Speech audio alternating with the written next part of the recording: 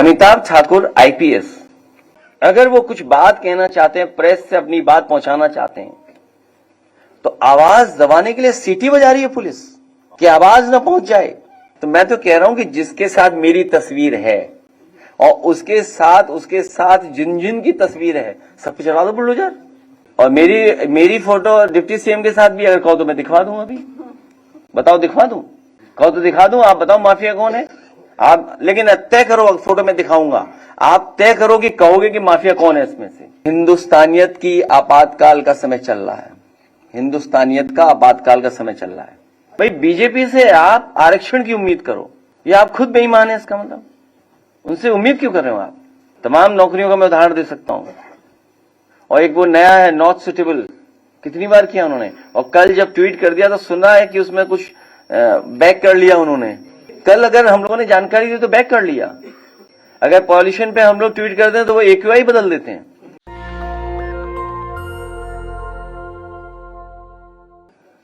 अपना चेहरा ना पोंछा गया आपसे, अपना चेहरा ना पोंछा गया आपसे, आईना बेवजह तोड़कर रख दिया। जो घटनाक्रम चल रहा है और कोडीन को लेकर के बहुत महत्वपूर्ण बातें सरकार छिपा रही है, और एक इसके हम टाइमलाइन देखें और फॉलोअप करें स्टोरी, जो स्टोरी को अगर हम फॉलोअप करेंगे, आवाज एक ये वाला बंद कर देना आप, अच्छा ठीक है। अगर हम स्टोरी को फॉलोअप करें, उत्तर प्रदेश में एक ट्रक के पकड़े जाने से कफ सिरप के अंतर्राष्ट्रीय रैकेट का कैसे पता चला? उत्तर प्रदेश में एक ट्रक के पकड़े जाने से कफ सिरप के अंतर्राष्ट्रीय रैकेट का कैसे पता चला?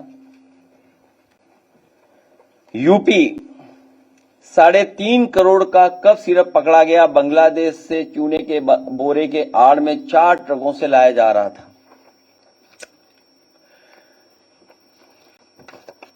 36 जिलों में 118 से अधिक FIR, यूपी में कफ सिरप का काला कारोबार। पढ़े इस कांड की पूरी कहानी। कोडीन सिरप माफिया कौन? 5 तरह के फर्जी फर्म, पूर्वी यूपी एवं बांग्लादेश, हब और नेक्सस।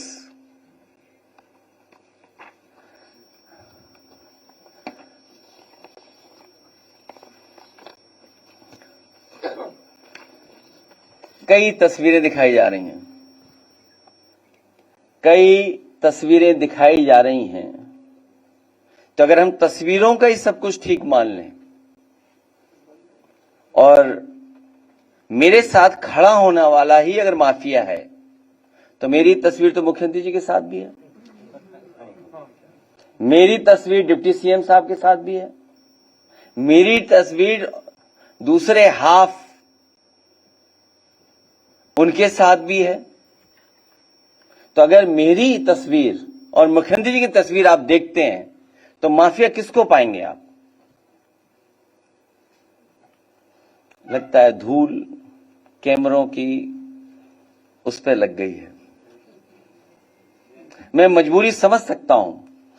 2006 में सोना लूटने के आरोप में गिरफ्तार, अब कफ सिरप कांड में चढ़ा हत्थे, जानिए बर्खास्त सिपाही का आपराधिक इतिहास। सोचिए कितनी पुरानी खबर है। यही कसूर रहा इनका, दिखाने को औरों के बच्चे गोद में खिलाते रहे, पर पैसों के लालच में बच्चों की जान दांव पर लगाते रहे। यही कसूर रहा इनका, ये अपनों को हर हाल में बचाते रहे, उनके गुनाह छिपाते रहे। जब खुलने लगा राज इनका, तो औरों पर इल्जाम लगाते रहे। यही कसूर रहा इनका, पहनकर लिबास शराफत का लोगों के एतवार में सेंध लगाते रहे, गिराकर औरों के घर मकान दुकान अपना गोरख धंधा चलाते रहे।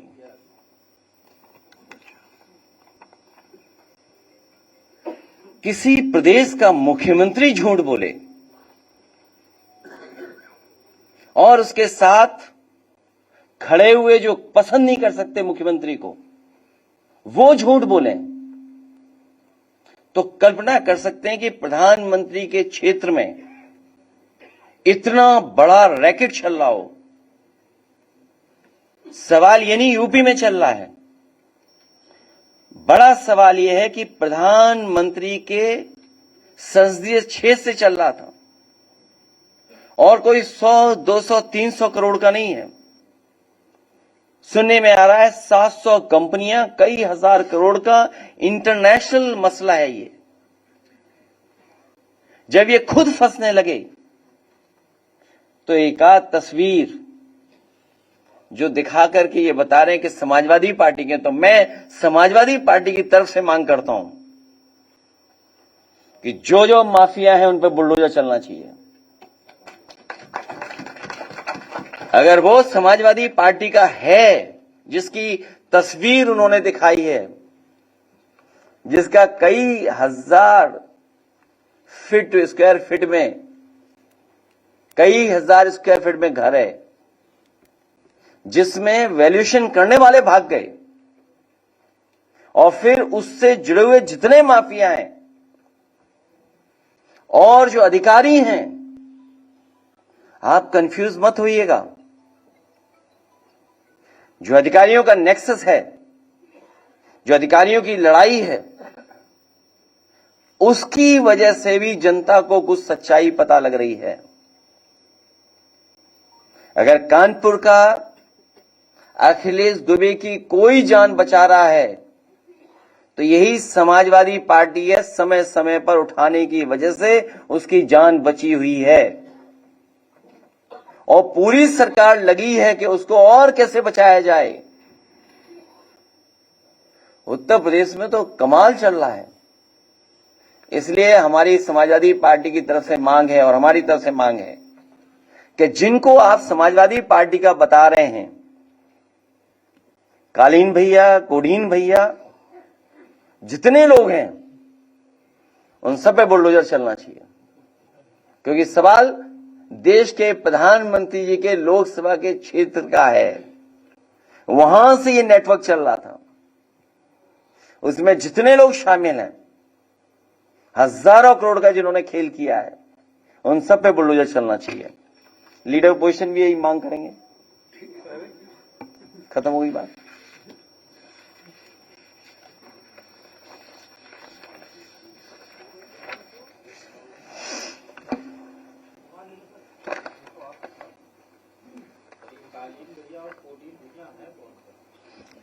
ये सरकार बेहतर बताएगी।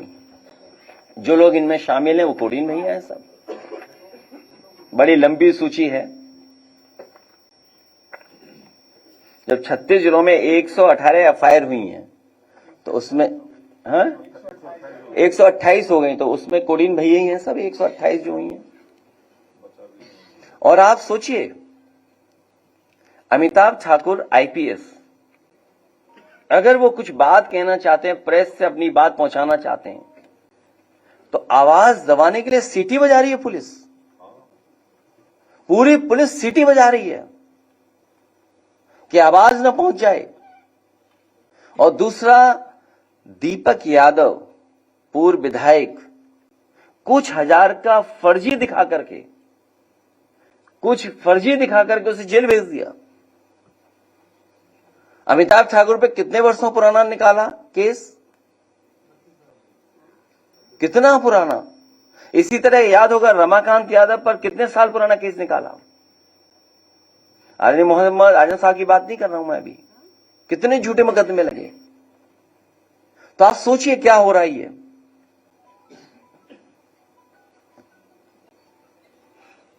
और आप में से कोई बहादुरी दिखा दे। एक ही बहादुर हमें दिखाई दे रहा है, एक दो और दिखाई दे रहे हैं, कुछ और भी बहादुर हैं। तो सोचिए आप किसकी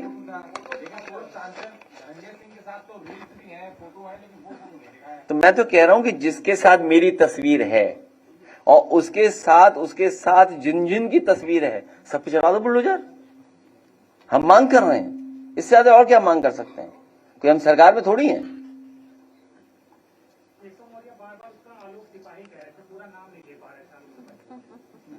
अब वो तुम जानो और तुम्हारे वो जाने नेता जिनसे इंटरव्यू लेने गए तुम।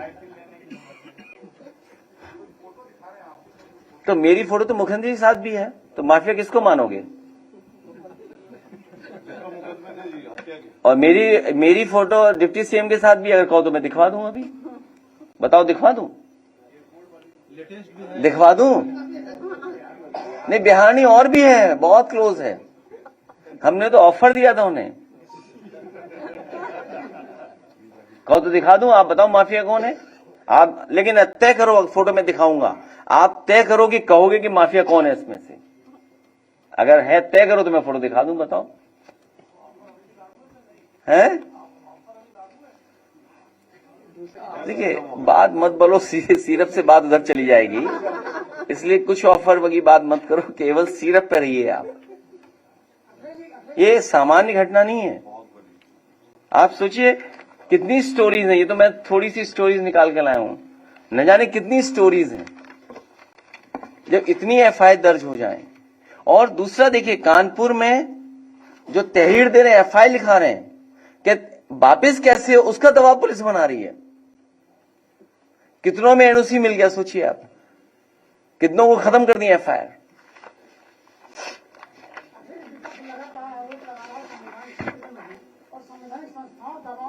मैं देखता हूं यूट्यूब वाले बड़े अच्छे लोग हैं, एक यूट्यूब की स्टोरी वही प्ले कर दो। हिंदुस्तानियत की आपातकाल का समय चल रहा है, हिंदुस्तानियत का आपातकाल का समय चल रहा है। अखिलेश जी, अब बिहार के पूर्व मुख्यमंत्री रहे केंद्रीय मंत्री सीताराम मांझी वो कहते हैं कि 2020 के चुनाव में 2700 वोट से हारा हमारा प्रत्याशी। उन्होंने सच बोला है, उन्होंने सच बोला है। यूपी में भी लगता है आपको कि कौन बन जाता होगा इधर कहीं से। तुम कई प्रेस कॉन्फ्रेंस में आए नहीं हो, आर्काइव में पड़ी होगी, निकाल के दिखा लेना क्या मैंने कहा है प्रेस में। कई प्रेसों में नहीं आए आप, या हो सकता है कहीं और बिजी रहे हो, कहीं और बिजी रहे हो उस समय। किसकी? हम आपकी भी मदद करेंगे कभी आप परेशानी में होगे तो, और आपकी मदद करेंगे जब कभी परेशानी में आप होंगे। हर परेशानी में जो लोग हैं उनकी मदद हम लोग करेंगे, समाजवादी लोग करेंगे। लेखपाल भर्ती में आरक्षण मामले को लेकर पहले ओम प्रकाश राय पद और अब केशव प्रसाद मौर्य, ये दोनों लोग पद लिख रहे थे। देखिए, आप कोडीन पर रहिए, कहाँ इधर उधर भाग रहे हो आप, उसकी बाद में कर लें। भाई बीजेपी से आप आरक्षण की उम्मीद करो, या आप खुद बेईमान है, इसका मतलब उनसे उम्मीद क्यों कर रहे हो आप? कोई एक नौकरी नहीं, तमाम नौकरियों का मैं उदाहरण दे सकता हूं। और एक वो नया है नॉट सुटेबल, कितनी बार किया उन्होंने, और कल जब ट्वीट कर दिया तो सुना है कि उसमें कुछ बैक कर लिया उन्होंने। भाई कल अगर हम लोगों ने जानकारी दी तो बैक कर लिया, अगर पॉल्यूशन पे हम लोग ट्वीट करते हैं तो वो AQI बदल देते हैं।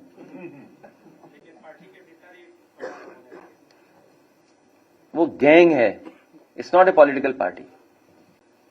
गैंग में किसी विचार नहीं होते हैं। वो वीडियो दिखाओ पहले, वो नहीं, ये नहीं। अरे वो एक वीडियो भेजा मैंने, यही बनाया था। अच्छा नहीं होगी, मैं भेजता हूँ।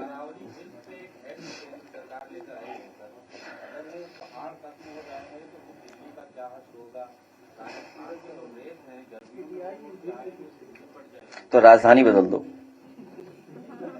लखनऊ को राजधानी बना दो। भाई मैं आपसे कह रहा हूं, पर्यावरण ऐसा है क्योंकि बहुत सारे लोग चिंतक विचारक भी हैं यहाँ, तो पर्यावरण पे हम लोग एक डिफरेंट प्रेस कॉन्फ्रेंस कर लेंगे जिसमें केवल पर्यावरण पे बात करेंगे कि सॉइल पॉल्यूशन है, एयर पॉल्यूशन है, लैंड पॉल्यूशन है, आपकी रिवर पॉल्यूटेड है, साउंड पॉल्यूशन है। साउंड पॉल्यूशन नहीं दिखाई देता आपको? तो AQI को लेकर भी है, बड़े सवाल हैं। फिर आप कहोगे कि आपके एक सांसद ने कुछ कह दिया है, आपके टेक्नोलॉजी को क्यों बदला आपने? इलेक्ट्रिक वो क्या बोलते हैं जिसमें लाश जलाते हैं, इलेक्ट्रिक होता है नहीं, इलेक्ट्रिक क्या, हाँ विद्युत है, इलेक्ट्रिक जो भी बोलते हैं उसको, तो क्यों लाए आप? कुछ कारण रहे होंगे ना। तो इसलिए पर्यावरण पे हम लोग कभी बहुत लंबी बात कर लेंगे, इश्यूज बहुत हैं पर्यावरण के, और ये पर्यावरण को लेकर के बिल्कुल चिंतित नहीं है। जो पॉलिटिकल पार्टी चिंतित नहीं है वो अगली पीढ़ी को क्या दे रही है? हम तो वो पॉलिटिकल पार्टी है जिन्होंने ग्रीन मैनिफेस्टो अपना बनाया था, और पर्यावरण को लेकर के आज भी लखनऊ से लेकर के पूरे प्रदेश में जो महत्वपूर्ण काम किए आज भी दिखाई दे रहे हैं समाजवादी सरकार के। तो बहुत बड़ा विषय है पॉल्यूशन, और ये क्योंकि उद्योगपतियों से मिले हुए हैं, इसलिए उद्योगपतियों को लाभ देने के लिए कोई भी नियम बदल सकते हैं, चाहे वो समुद्र का हो, फॉरेस्ट का हो, हिमालयस का हो, वो सब नियम बदल देंगे। और दुनिया में नहीं ऐसा बदला गया होगा।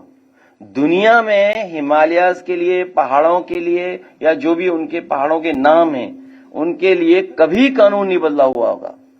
लेकिन भारत पहला देश बनने जा रहा है कि उद्योगपतियों को लाभ पहुंचाने के लिए नेचर से खिलवाड़ कर रहे हैं, अपने एनवायरमेंट से खिलवाड़ कर रहे हैं। ये स्कीम ही किसानों को मदद नहीं कर रही है। और आपको याद होगा जब समाजवादी सरकार थी उस समय हम लोग इस स्कीम को इसलिए नहीं लागू कर रहे थे, जो किस्त है वो कंपनियों को ज्यादा लाभ पहुंच रहा है, किसान को लाभ कम पहुंच रहा है। ये भेजा, इसका वीडियो अगर अपलोड कर सके, हाँ ठीक है, प्ले करा देना। किसी ने बनाया वीडियो, एक हम यूट्यूबर ने, तो हमें किसी ने भेजा, तो हमने कहा आपसे भी शेयर कर लें। दोषी के खिलाफ कार्रवाई हो, वो इसलिए नहीं चल रहा है क्योंकि स्वजाति लोग हैं अपराधी उसमें। स्वजाति लोगों पर बुलडोजर नहीं चल सकता। और ये बलिया की जो घटना बता रहे हैं आप, थाना बता देना, मुझे याद नहीं है,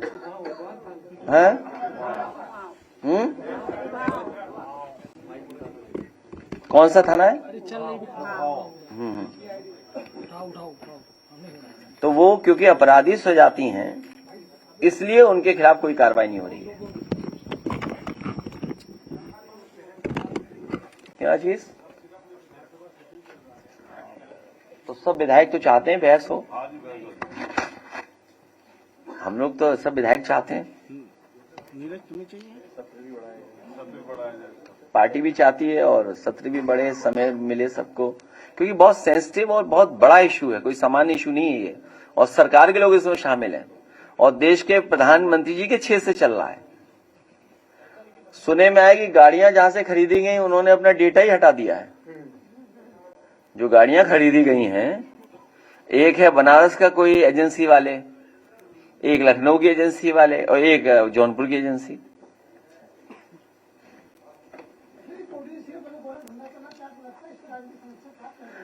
इसमें मुख्यमंत्री जी का संरक्षण प्राप्त है।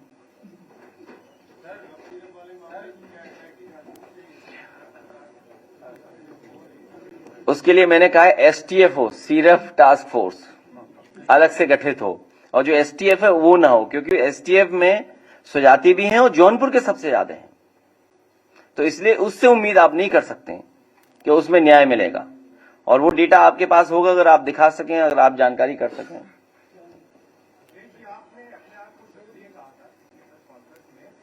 मैं तो ये चाहता हूं कि वो दूसरे कहें कि हम शूद्र हैं। बात ही नहीं समझ पाए लोग।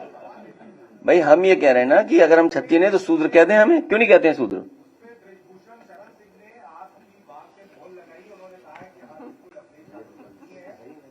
क्या कहा उन्होंने? क्या कहा उन्होंने? तो मैं उनकी बात पूरी मान रहा हूं, मैं उनकी बात मान रहा हूं, मैं उनकी पूरी बात मान रहा हूं। तो मैं तो ये कह रहा हूं कि जो आपके डिबेट में बहस कर रहे हैं वो कहें कि हम क्षत्रिय नहीं है, शूद्र हैं, ये बता दो। भाई हम तो आपको ऑप्शन दे रहे हैं ना, आप क्यों नहीं ऑप्शन स्वीकार कर रहे हो? तो कोई कानून जानता है? लो नोटिस दीजिए उन्हें। हाँ नोटिस दे दो आप, ठीक है? हाँ दीजिए नोटिस। बहुत धन्यवाद, हमारे राष्ट्रीय अध्यक्ष हैं ये, आप नोटिस दीजिए अखबार को।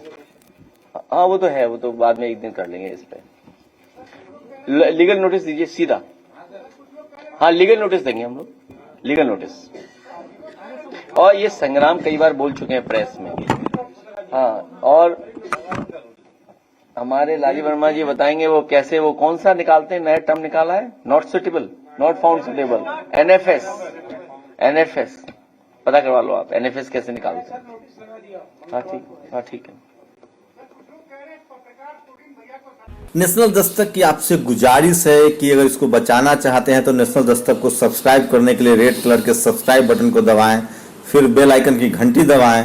नेशनल दस्तक को बचाने के लिए बहुत जरूरी है कि हर खबर को शेयर करें, लाइक करें, कमेंट जरूर करें।